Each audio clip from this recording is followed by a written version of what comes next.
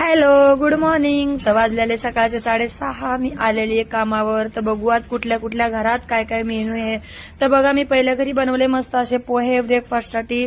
लंचमध्ये बनवले मस्त असे मी छोलेची भाजी बनवलेली आहे. थोडंसं तेल टाकून बनवलेलं आहे. दिदींना त्यांना तेल नाही आवडत म्हणून मला थोडंसं तेल टाकायला सांगितलेलं आहे.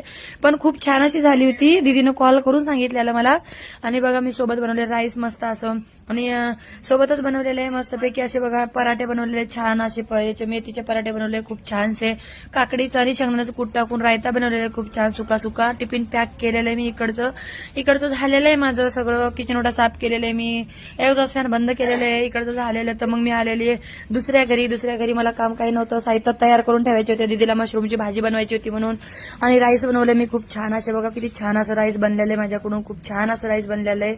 आणि राईस बनवून झालं ढाकून दिले मी त्याला. झालेलं इकडचं किचन साफ व्यवस्थित.